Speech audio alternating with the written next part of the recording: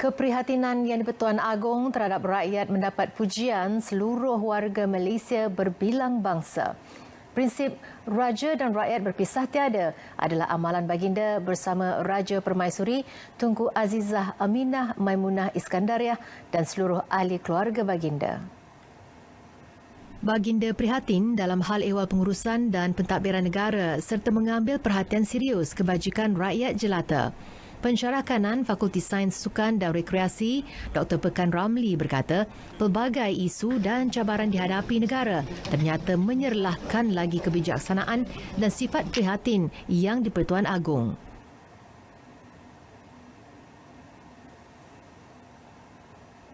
Saya melihat kepribadian sifat duka baginda Yang di-Pertuan Agong sebagai Raja berjiwa rakyat amat penting dalam menyeru rakyat kepada perpaduan kaum dengan penonjolan sifat murni baginda dalam hal-hal kebajikan, keselamatan dan juga kesihatan rakyat, terutama pada ketika kita dilanda wabak COVID-19 ini.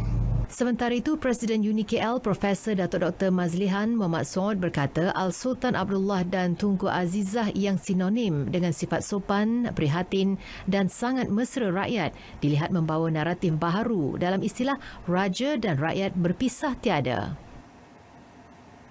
Tuanku adalah seorang yang sangat mesra kepada rakyat. Dalam banyak hal boleh kita lihat, contohnya sewaktu menghadiri majlis convocation universiti yang tuanku hadiri setiap tahun sebagai tuanku Chancellor kepada Universiti Kuala Lumpur, tuanku amat mesra dengan semua warga universiti dan setiap kali berangkat baginda akan memastikan untuk dapat meluangkan masa beramah mesra dengan para graduan dan juga ibu bapa dan juga melayan kerana para petugas majlis convocation yang terdiri dari warga kerja Universiti Kuala Lumpur yang nak berselfie dan sebagainya. Tak pernah tuanku tolak dan hampakan mereka, dan memang kemesraan itu dapat kita gambarkan, dapat kita lihat dengan jelas begitu mesranya tuanku dengan semua rakyat jelata. Laksana kata pendeta, emas di dalam gelap tetap memancar sinarnya. Begitulah kepribadian terpancar daripada budi pekerti Seri Paduka Berdua. Saudara, sistem aplikasi MySejahtera dilaporkan mengalami kesesakan kritikal. Sejurus pengumuman kerajaan mengenai pengkreditan RM50 ke dalam e-dompet penggunanya. Menurut Ketua Pengarah Kesihatan Datuk Dr. Nur Hisham Abdullah, dalam tempoh seminit, kira-kira 700,000 permohonan diterima. Jadi kita menasihatkan mereka yang ingin muat turun aplikasi, mungkin kita adakan penjarakan juga. Jadi kalau kita boleh amalkan penjarakan, jadi tak ada kesesakan kat situ. Mungkin tempoh yang kita laksanakan, kalau semua mendaftar, contohnya 1 juta, 2 juta mendaftar dalam tempoh 1 minit, pasti akan berlaku sesuatu iaitu tak dapat kita daftarkan. Aplikasi MySejahtera antara lain membolehkan orang ramai mendapatkan maklumat berkaitan COVID-19 dan panduan penilaian kesihatan kendiri. Ia boleh dimuat turun secara percuma dari galeri aplikasi mudah alih Kerajaan Malaysia Gamma, Apple Store, Google Play Store dan Huawei Apps Gallery.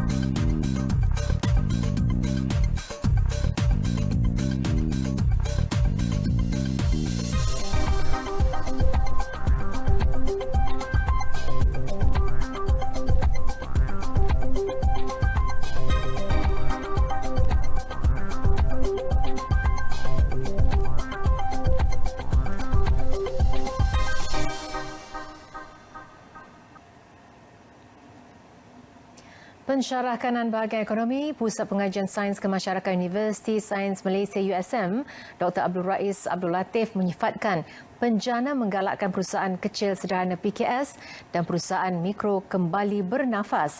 Bagaimanapun mereka harus menceburi aktiviti e-dagang yang dapat membuka ruang inovasi terhadap sektor tersebut berkembang ke tahap antarabangsa. Membuka ruang untuk mereka melakukan inovasi supaya mereka dapat menembusi pasaran antarabangsa.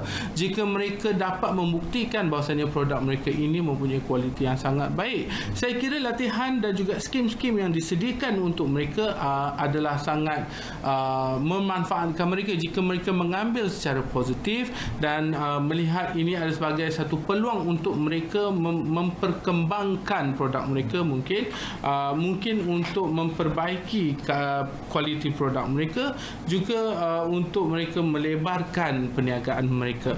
Menerusi usaha tersebut, pasaran dalam negara akan kembali bergerak selain membuka peluang pekerjaan dan persaingan sihat antara peniaga. Malah, bantuan latihan, subsidi dan sokongan jualan mampu menyuntik motivasi buat mereka yang terlibat. Menerusi penjana untuk tempoh Jun hingga Disember ini, kerajaan komited membantu rakyat yang kehilangan kerja dan yang sedang mencari pekerjaan.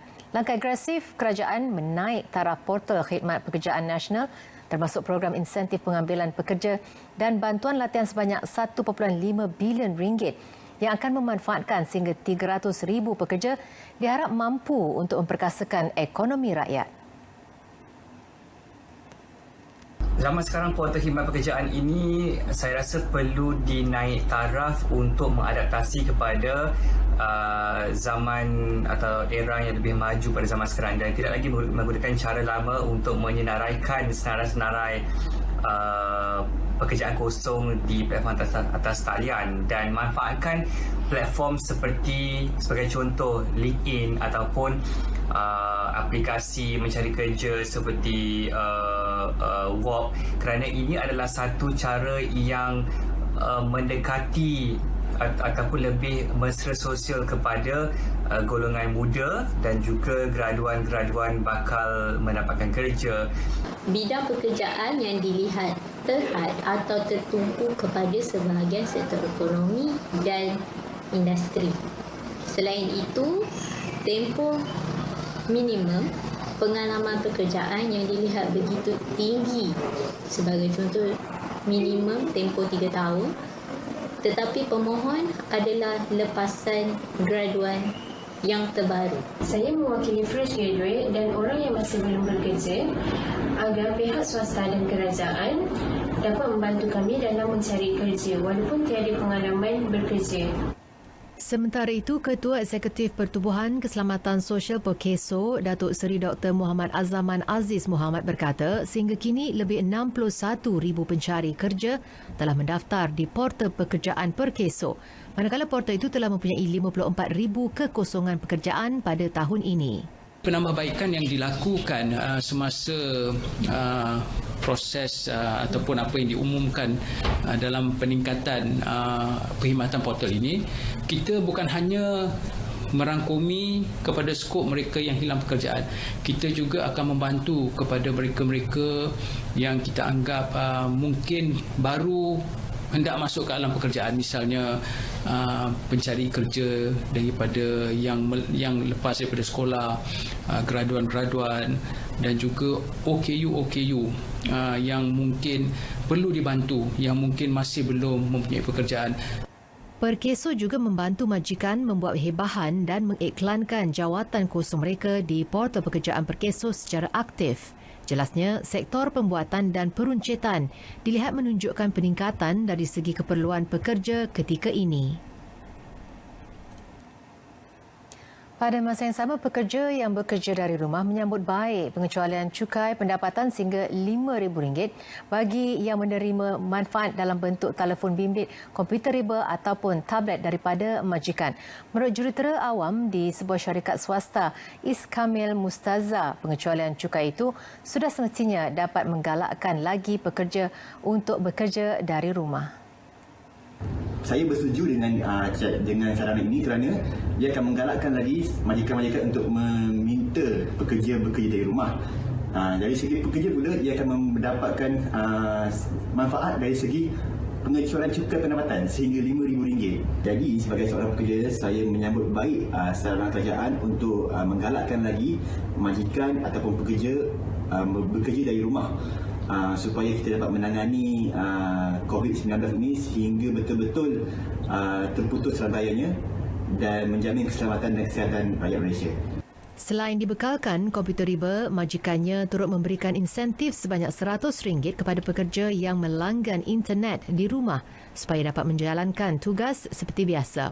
Manakala bagi wartawan berita Radio Astro, Karami Kamil, pengecualian cukai pendapatan itu sudah semestinya dapat mengurangkan beban kerja dari rumah, terutama bagi pekerja yang sudah berkeluarga. Berhubung saranan kerajaan yang memberikan pelepasan cukai kepada mereka yang bekerja dari rumah, yang terutamanya yang menerima bantuan gadget daripada syarikat, ianya amat-amat mengurangkan beban rakyat, beban para pekerja sebab memberi lebih wang tunai yang berada di tangan para pekerja, termasuk dengan bantuan Prihatin Nasional sebelum ini dan moratorium pembayaran rumah, pelbagai pemotongan bayaran, dan ianya amat-amat meringankan beban. Setidaknya rakyat mampu untuk meneruskan hidup walaupun terperap di rumah, tapi dengan adanya bantuan-bantuan sebegini, wang tunai itu mampu disalurkan untuk beli barang dapur, khususnya untuk meneruskan kehidupan sepanjang PKP dan juga selepas PKP. Tambah Karami, walaupun bekerja dari rumah, beliau sentiasa memastikan tahap produktiviti dan kualiti kerja tetap berada di tahap yang optimum. Penguncupan aktiviti ekonomi akibat COVID-19 menyebabkan penawaran pekerjaan dalam pasaran buruh semakin terhad, terutama kepada graduan universiti. Menurut Pengarah Pusat Pembangunan Kerjaya Universiti Kebangsaan Malaysia, Profesor Madya Dr. Chang Peng Ki, setiap lulusan universiti perlu memanfaatkan program peningkatan kemahiran yang diumumkan kerajaan dalam penjana. Jelas beliau, perubahan lanskap pekerjaan susulan penularan COVID-19 menuntut siswazah lebih kreatif mencari peluang lain selain kelulusan sedia ada. Keadaan sekarang ni bukan macam dahulu lagi. Sekarang ni ibu bapa kita sendiri pun menghadapi masalah. Jadi janganlah cerewet sangat. Kalau ada peluang untuk kerja walaupun bukan dalam bidang yang kita belajar tu, apa saja kerja, walaupun yang katakan kerja perintisan dan sebagainya, sambilan ambil dahulu. Sekurang-kurangnya mendapatkan pengalaman. Beliau turut menyambut baik langkah kerajaan menyediakan insentif sebanyak RM600 kepada majikan yang menyediakan peluang perantis kepada lepasan sekolah dan graduan universiti. Ia dapat membantu menyelamatkan golongan sasar tatkala persaingan untuk mendapatkan pekerjaan dalam pasaran buruh semakin sengit ketika ini. Dalam pada itu, 2.7 juta pekerja dijangka menerima manfaat program subsidi upah PSU yang dilanjutkan untuk 3 bulan dengan peruntukan RM5 bilion seperti yang diumumkan dalam penjana. Di bawah PSU, Perkeso akan melonggarkan beberapa syarat. Ia termasuklah membolehkan majikan mengurangkan waktu kerja atau gaji sedia ada dengan persetujuan pekerja dan memperluas program pengekalan pekerja ERP. Ketua Eksekutifnya, Datuk Seri Dr. Muhammad Azman Aziz Muhammad dalam satu kenyataan berkata, Perkeso juga melaksanakan program insentif pengambilan pekerja atau penjana kerjaya yang dijangka memberi manfaat kepada 300,000 orang pencari kerja. Tambahnya, Perkeso juga melaksanakan program geran padanan untuk pekerja ekonomi gig dengan peruntukan RM50 juta. Malah kini, Perkeso juga melindungi pekerja yang bekerja dari rumah di bawah skim bencana pekerjaan. Perkeso juga akan memanfaatkan perkhidmatan pekerjaan negara portal My Future Jobs Perkeso untuk membantu pencari kerja dan melancarkan padanan pekerjaan. Datuk Seri Dr. Muhammad Azman menegaskan semua inisiatif berkenaan akan dilaksanakan mulai 15 Jun ini. Langkah kerajaan menggubal rang undang-undang COVID-19 yang bakal dibentang Julai ini merupakan pelengkap pelbagai dimensi supaya ia lebih komprehensif.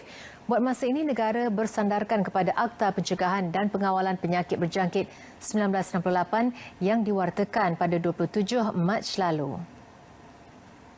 Kuliah Undang-Undang Universiti Islam Antarabangsa Malaysia UIAM, Profesor Madya Dr. Syamrahayu A. Aziz, penggubalan akta memudahkan pengendalian pandemik. Mungkin ada perkara-perkara lain yang pihak-pihak ataupun semua rakyat memberi input kepada kerajaan, mungkin itu juga akan dapat membantu kerajaan.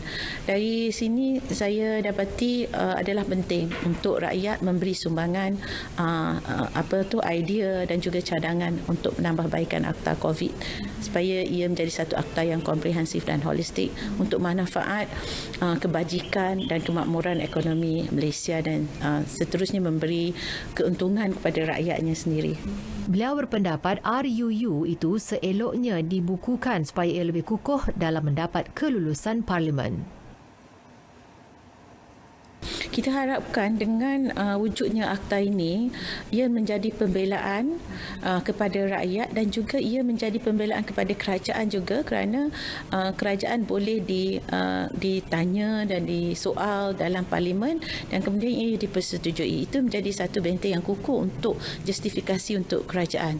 Dan dari segi rakyat pula, hak-hak rakyat itu, kelonggaran-kelonggaran yang diberikan dalam konteks contoh bayaran sewa contohnya dikurangkan ataupun apakah yang diletakkan syarat kepada majikan ataupun pemilik bangunan, ya. Dari sini ia akan menjadi satu wadah, satu cara untuk membela rakyat dari segi ekonomi dan juga dari segi kesejahteraan kehidupan seharian.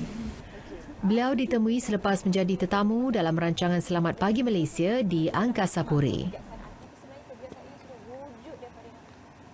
Kita ikuti sedikit berita sukan. Tempat aktiviti sukan berlangsung termasuklah gimnasium, dewan tertutup seperti dewan badminton, kompleks sukan pelbagai, pusat snooker dan pusat-pusat sukan lain akan kembali dibuka 15 Jun ini. Perkara itu diputuskan dalam mesyuarat khas Menteri-Menteri mengenai pelaksanaan PKP pemulihan. Menteri Kanan Keselamatan Datuk Seri Ismail Sabri Yaakob berkata operator premis perlu mengisi borang notifikasi pembukaan di laman web Kementerian Perdagangan Antarabangsa dan Industri MITI. Borang notifikasi boleh diakses bermula hari ini. Bermula 15 Jun juga, orang awam turut dibenar melakukan aktiviti sukan dan rekreasi yang tidak ada sentuhan badan di dalam atau luar dewan. Contohnya seperti sukan individu. Badminton, olahraga, angkat berat, sukan permotoran 2 roda dan 4 roda, sukan ekstrim, payung terjun, papan luncur, paramotor. Begitu juga sukan rekreasi, riadah seperti senam aerobik, yoga dan sebagainya. Kebenaran ini perlu mematuhi penjarakan sosial sekurang-kurangnya 1 hingga 3 meter untuk aktiviti statik seperti angkat berat, berlari atas treadmill dan 3 hingga 5 meter untuk aktiviti dinamik seperti latihan bola sepak, hoki dan rugby. Bagi sukan berpasukan seperti bola sepak, hoki, rugby, bola jaring dan sukan tempur combat seperti karate, taekwondo, silat dan sebagainya, keputusan mesyuarat masih kekal tidak boleh dimainkan secara permainan.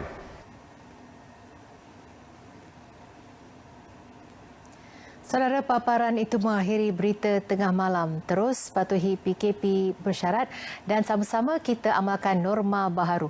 Jangan lupa untuk muat turun aplikasi My Sejahtera. Saya Nur Alis. Assalamualaikum dan selamat beristirahat.